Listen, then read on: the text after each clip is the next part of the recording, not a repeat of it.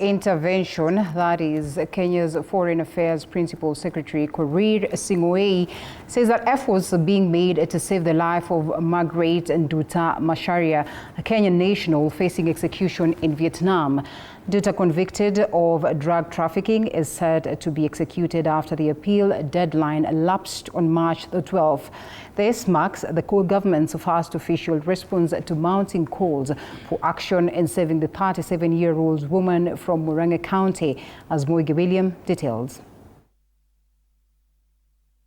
Margaret Nduta, a 37-year-old woman sentenced to death in Vietnam for smuggling 2 kilos of cocaine, has triggered an outpouring of appeals.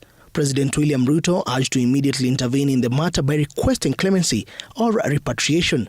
However, with only hours remaining, Nduta's fate hangs by a thread. Kenya, through the Ministry of Foreign Affairs, has made its first official effort to save Nduta, according to the Foreign Affairs Principal Secretary Korir Sing'oei, stating that despite Nduta's case being complex and difficult, the government is doing everything within its disposal to secure reprieve for her. The PS also says that he spoke to the authorities in Vietnam over the matter, assuring that the matter will be resolved.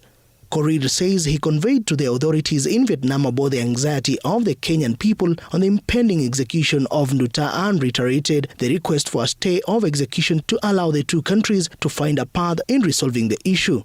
Vietnam, infamous for its unforgiving drug laws, enforces the death penalty for trafficking more than 600 grams of heroin or cocaine, often carrying out executions swiftly and in secrecy. Nairobi, despite lacking diplomatic representation in Vietnam, is working through open channels, though the odds remain slim. For Margaret's family, the struggles are with grief and confusion. According to them, Nduta, traveling for the first time out of Kenya, had switched her luggage at the advice of an agent, unaware it was loaded with over 2 kilograms of hard drugs.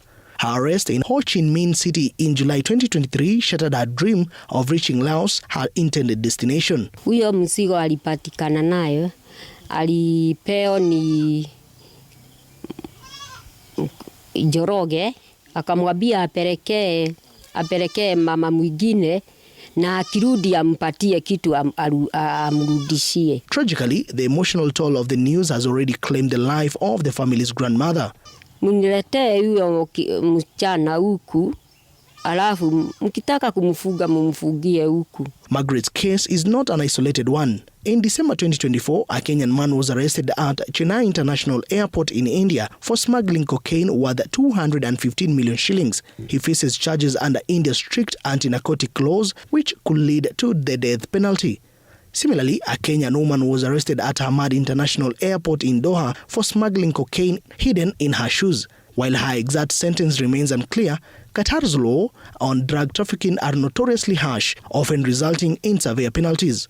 These cases highlighting the growing trend of Kenyans being lured into international drug trafficking rings, often under the guise of lucrative job offers.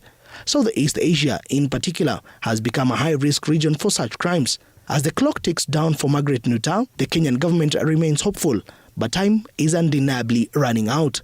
Moige William, TV 47.